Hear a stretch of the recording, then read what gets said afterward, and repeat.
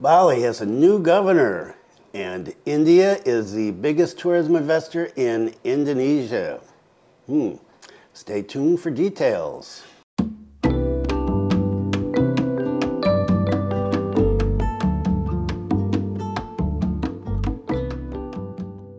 Selamat siang. Welcome to the latest news from Bali in Indonesia. This is September 6, 2023, and my name is Bruce.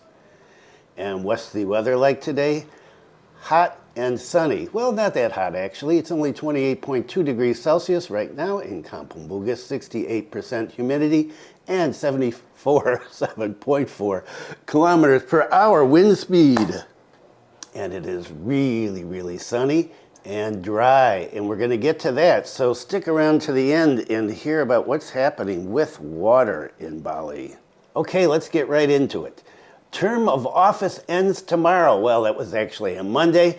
Bali Governor Wayan Koster has packed up his official residence. Yes, the governor is gone. He finished his term of office, as did the deputy governor, and they have both been replaced as of Tuesday, yesterday, right?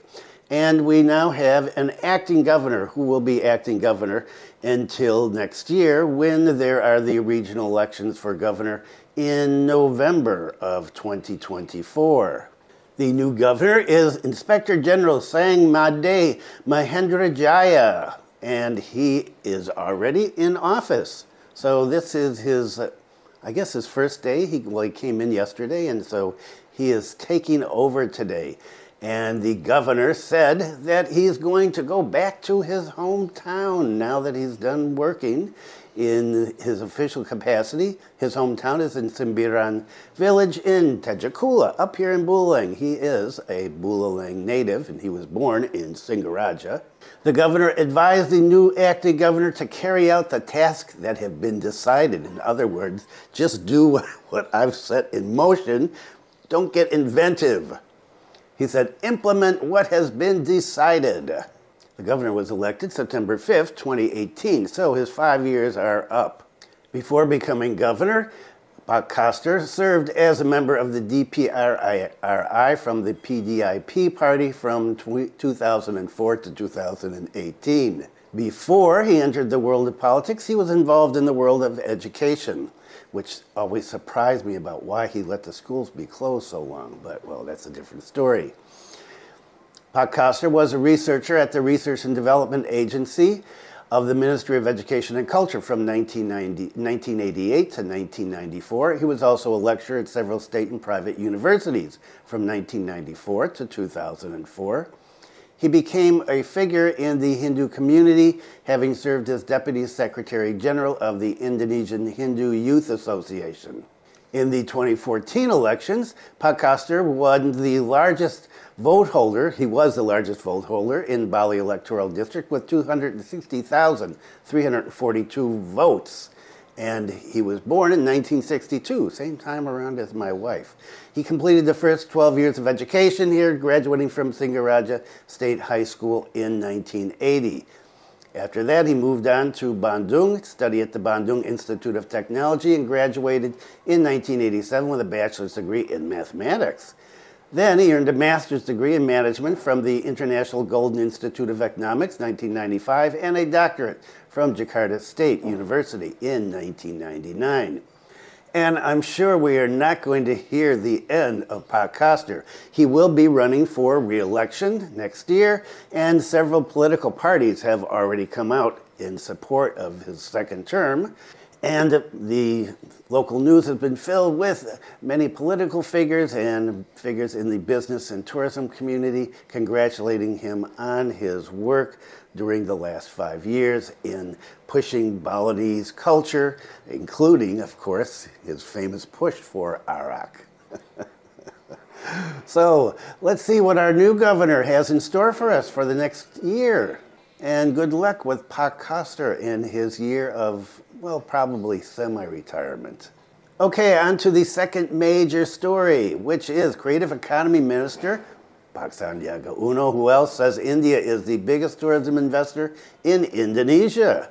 Paksandiaga said the investment realization is being calculated, but there are already several delightful investment commitments from India. He explained that while initially India was not a prominent investor, India recorded the second highest number of tourists in Bali following Australia. India is number 2 now. Thus, India saw a great opportunity to invest in the tourism and creative economy sector in Indonesia. Bali, the minister added, is still the biggest tourism investment destination, followed by Labuan Bajo, Borobudur, Lombok, and Lake Toba. After India, the second biggest tourism investor in Indonesia is the UAE. Paksandiaga said the UAE is highly interested in investing in the 5 super priority destinations in Indonesia: Lake Toba, Mandalika, Borobudur, Labuan Bajo, and Likupang. So expect to see a lot more Indian tourists wandering around Bali. And in another report, which I'm not going to talk about, there was a worry about not enough Chinese tourists here. They said there's just not enough airplanes coming in, and not enough cities in China have flights directly to Indonesia, directly to Bali. And they're hoping that there are more because they want to get more Chinese tourists in. Because, of course, it's better to have more and more and more and more and more people. And what about the tragedy that happened in Ubud last week with the elevator falling and 5 workers at a luxury resort killed? Bali Police will rework at Terra Resort. Elevator brake wheels not functioning. This is a situation that is still under investigation. This is the latest news. It just came out a couple of hours ago. The Bali Regional Police revealed a number of findings in the field regarding the broken lift rope at Terra Resort in Ubud. The head of public relations, the Bali Police, said that its party is continuing to investigate the case of the broken rope of the fatal elevator. Based on the results of the crime scene, it said that the lift brake wheel is not working properly. According to the police spokesperson, the results of the crime scene activity that have been carried out, it was found that the sling rope broke, causing the lift to leave the track. Bali Regional Police are holding a reenactment of the elevator pull test. This is done to find out the cause of the lift rope breaking. The head of public relations for the police said that this step was part of a scientific investigation. The recreation of the lift tensile test is carried out by the Bali Regional Police. The elevator pull test simulation will be carried out according to the situation and circumstances when the unfortunate incident took place, starting from the load carried by the lift, the level of inclination, and the height of the lift. Everything will be reproduced and be scientific, according to the police spokesperson. Apparently, the elevator machine was replaced in March 2023.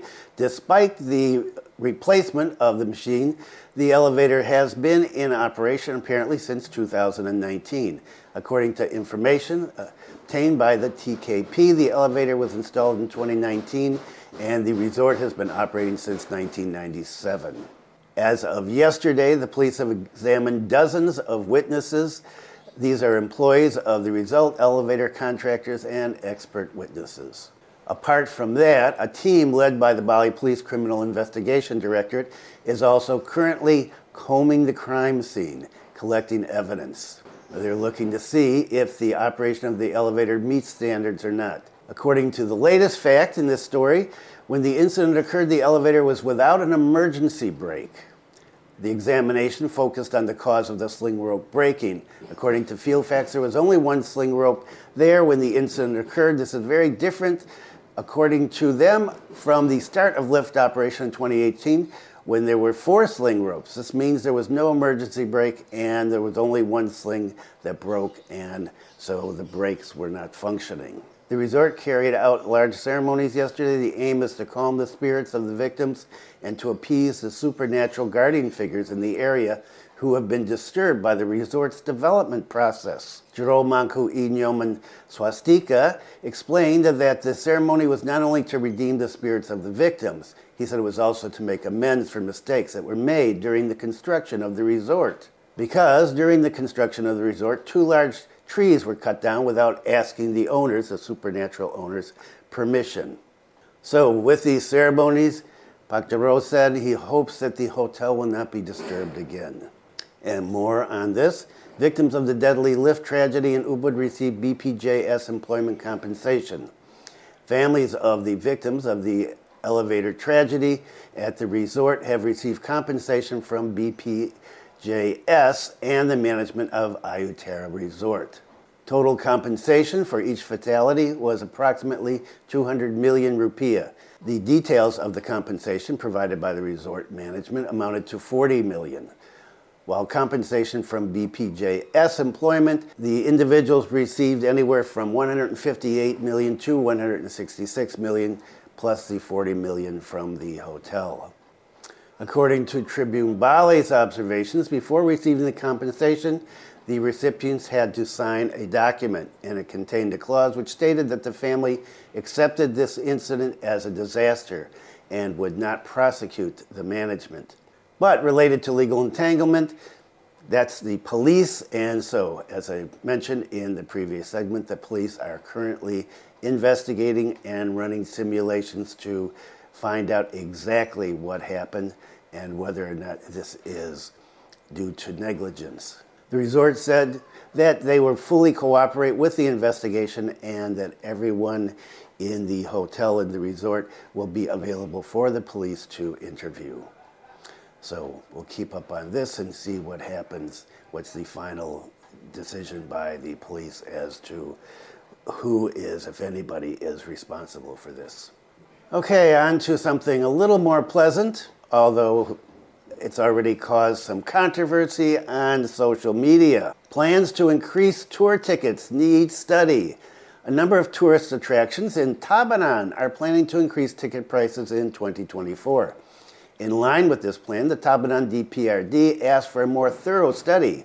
This is requested in order to not have this give a bad image to the area. Chairman of Commission 3, Tabanan DPRD, Anakagung Dharmaputra, said that so far the Tabanan DPRD doesn't know about the increase in the price of the tickets because there's been no discussion in a working meeting. He said we have to deliberate first and see if this is going to be effective when prices are raised. According to him, increasing ticket prices must be done carefully. It has to be studied first to see what the impact and the response will be. He said, don't let the increase cause bad images. Tanah Lot manager Iwayan Sudiana said that the ticket price adjustment was a necessary step. The aim is to ensure continuity of area maintenance, conservation efforts, and to improve services for visitors. He said, with the new ticket price increase, we will continue to offer a better standard of facilities and experience for the visitors. So in addition to Tanah Lot, there are price increases planned for Ulandanau Baratan, in Candi Kuning, in Batariti, and that is going to be only for domestic tourists. The increase in tourist prices will be in accordance with considerations that were made, one of which was the result of a comparative study outside Bali. The manager of Lake Baratan tourism object, Iwayan Mustika, said that this was decided because of a number of considerations. Another comparative study to decide how much to increase prices, and he said, we've already decided to do this, and so this is going to happen.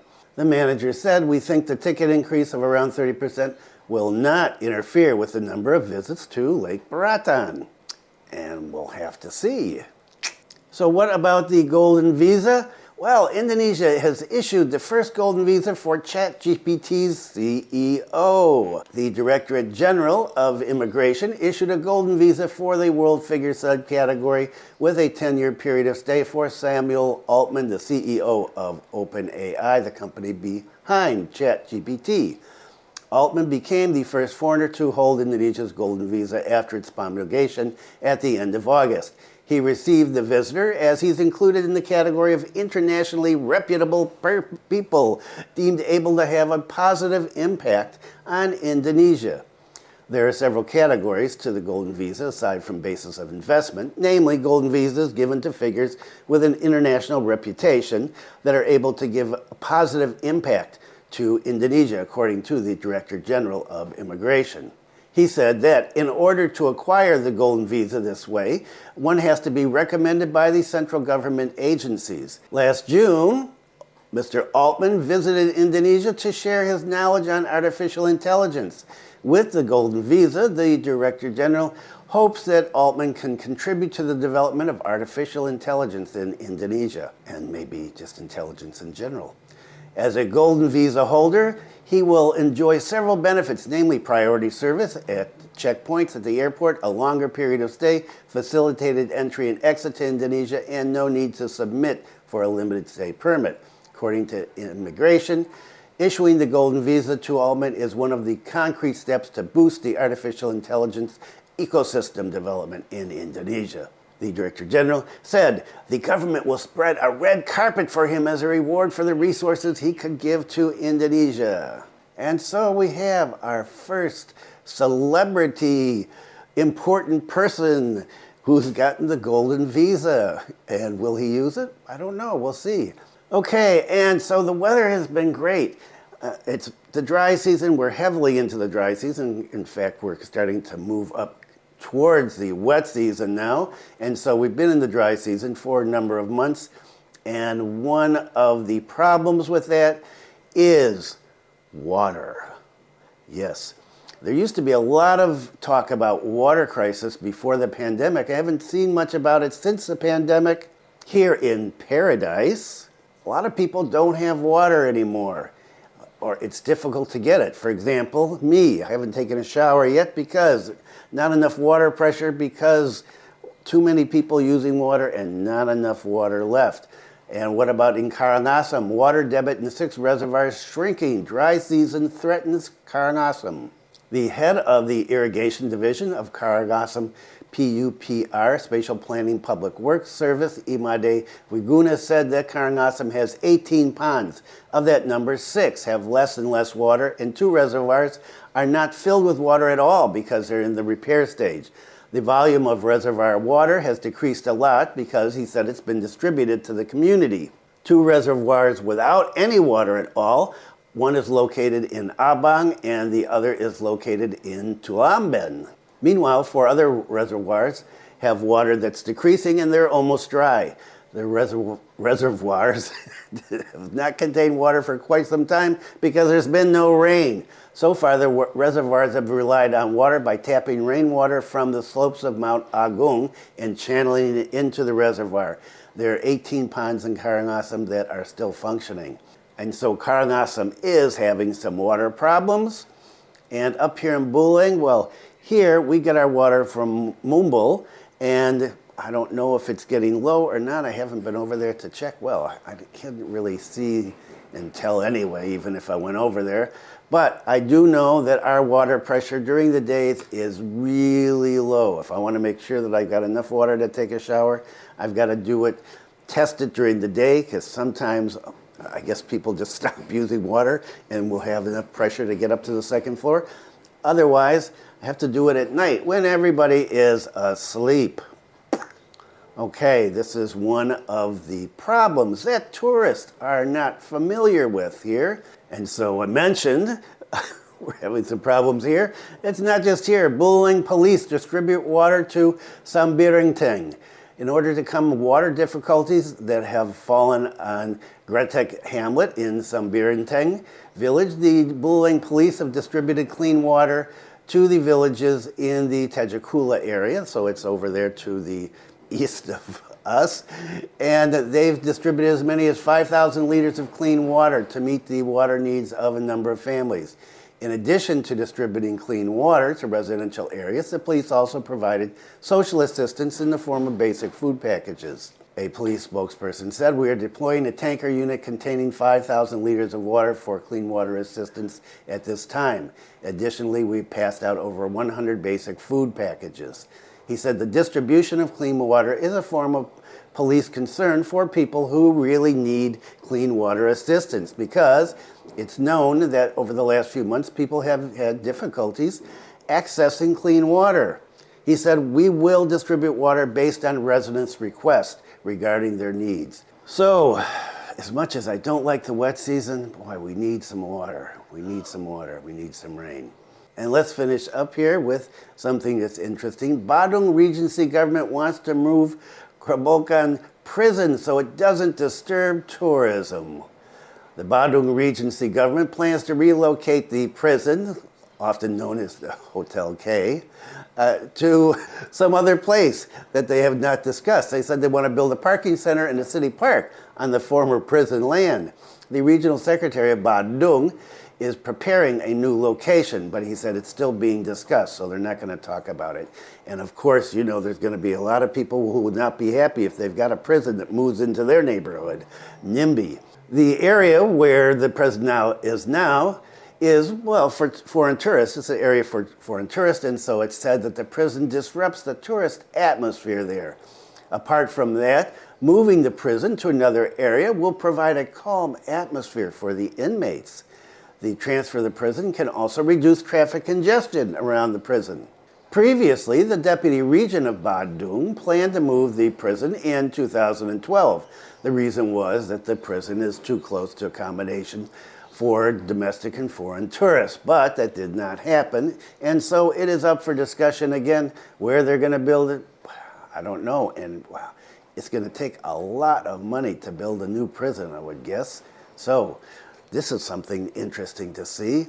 If the prison disappears, because I guess it's kind of a tourist attraction. I know some people have that on their YouTube channels, their Instagram channels, their TikToks. Oh, look, there's the prison. So we'll see what happens, and I'll follow up on this later when something happens. And there have been a number of issues of Bules behaving badly, more deportations going on. I'm not going to go through all of them. The most spectacular one is another foreigner running naked in the streets down in the south. I guess a woman from Croatia, and she just decided to take off all of her clothes in a store and kind of got hysterical. And it's a long story, but she was grabbed, and then she escaped and grabbed and ran. And so the last I heard, which was yesterday, she was in the hospital being checked for mental health problems. And of course, a number of news sources in Bali have stories about the number of foreigners that have been snatched by immigration or the police because they've decided to take off their clothes in public. And a foreigner deported for misrepresenting himself with the investor visa. A lot of people have done that from what I've heard. And a foreign tourist from France who went berserk apparently with some sharp weapons, and well, it continues to go on. And of course, I keep hearing, well, I showed up here at the airport, nobody gave me any do's and don'ts thing in my passport. I don't know what's happening here. So as usual, it's follow-up, follow-up, follow-up, implementation. That is it for today. I hope if you are here in Bali, you're having a good time. Oh, one more interesting thing here. If you want to find out how the other half lives, if you happen to be a subscriber, a regular follower to this channel, you are most likely an old Australian, because that's about 75% of the people that watch this channel. You want to find out what's going on with the younger generation, take a look at TikTok. And if you're wondering why prices are going up and up and up, wow, there is a guy who does these TikTok things, and he goes around asking people here in Bali, just stopping them and saying, how much do you pay for rent? And then when they tell him, he says, oh, can I go see? And then he goes in and sees. It's a weird kind of thing, but apparently it's very popular and he's well known. Well, I was interested in the rent prices that people are paying, and these are people down in the Canggu area. One lady said $3,000 a month, 3,000 US a month. Another lady, 2,000 US a month. Another lady, 450 US dollars for a room in a villa per month. So if you're wondering why prices are going up, there are people here willing to pay $3,000 a month to live in one of those concrete structures down in the south. And on that note, I was watching a video the other day of the West Bali, and more construction going on. I thought the construction of hotels and villas was going to stop, but apparently it is not. And so there is a question about how long will Bali be able to produce food when all we have is cement and villas in the hotels, which would mean we'd be dependent on other islands, specifically Java, for food. Exactly the opposite of what the governor was talking about not too long ago. how he wanted Bali to be self-sufficient, not dependent on other parts of Indonesia, especially Java. I don't know why he picked Java, but he did. So that's kind of a worrying situation, not for an old guy like me, but for my kids and my grandkids. What is going to happen here? Will there be any nature left in Bali in another generation? Who knows? We'll just have to wait and see. I hope you're having a great day, enjoying yourself here. Thanks for viewing. Be kind to someone today. Stay safe, and I will see you next time.